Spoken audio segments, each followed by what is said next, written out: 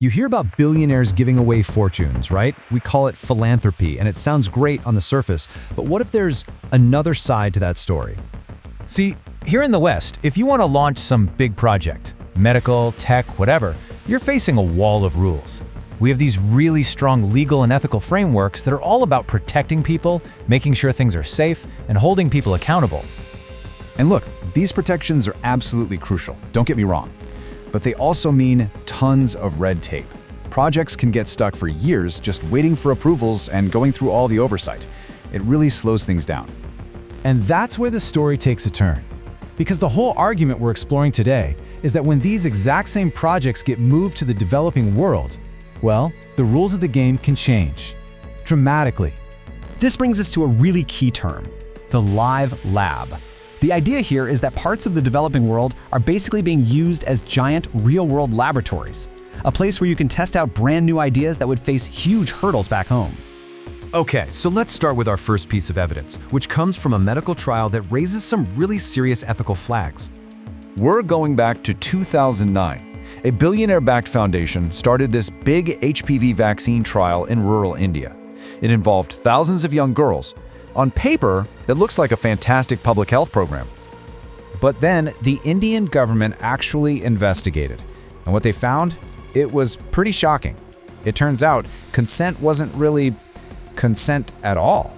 Forms were being signed by hostel wardens, or they had thumbprints from parents who, it turns out, had no real clue what they were actually agreeing to.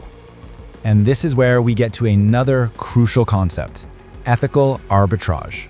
It's basically a strategy. You move your experiments to places where the rules are weaker and where people might be more desperate.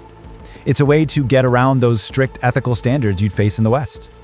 I mean, just look at the difference. In the West, you've got strict laws and real accountability. But in the live lab, weaker laws and often zero accountability. It creates a completely different world of risk for the people involved. Now let's move on to our second exhibit, because this isn't just about medicine, it's also about our data. We're talking about a huge push for digital surveillance that's being packaged as progress.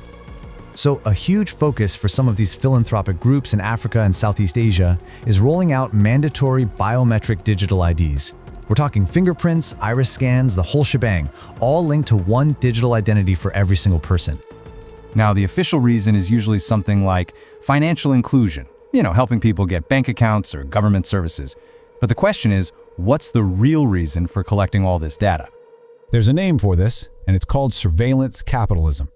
The whole idea is if you tie things people desperately need, like food or healthcare, to a digital ID, you're not just helping them, you're also building an unbelievably valuable database of human behavior. From this point of view, these programs aren't just about aid, they're pilot programs. They're a test run for building a completely cashless society, one where every transaction, every move you make can be tracked. So, to be blunt, the argument is, this isn't charity. It's a global experiment. It's about perfecting the technology for social control and testing it out in places where you won't get much pushback. All right, for our third and final exhibit, we're moving from our data to the food we eat. We're going to look at how philanthropy might be used to engineer the food chain and maybe create a whole new kind of dependency. So hundreds of millions of dollars are being poured into this mission to revolutionize agriculture in places like Africa. And the main tool in this revolution? Patented, genetically modified seeds, which are sold as being stronger and producing more crops. The sources we're looking at call this the dependency playbook. And it's a pretty straightforward four-step plan, really. You introduce these new patented seeds. Over time, they push out the natural, local seeds. This makes farmers totally dependent on one corporation. And boom, that corporation now has huge control over the nation's food. The end game here is what's called a seed monopoly. And the logic is actually chillingly simple. If you control the seeds, you control the food. And if you control the food, you control the people. So when you put it all together, the medical trials, the data tracking, the food chain engineering, we get to the final verdict. And the big question being asked here is this just a new high-tech form of colonialism? There's a quote from the source material that really just cuts right to the heart of it all. Real help doesn't require a test subject.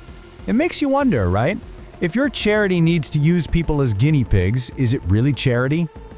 So the conclusion that's being drawn is that all these experiments, whether they work out or not, are being run on the world's most vulnerable people. who are being treated as version 1.0.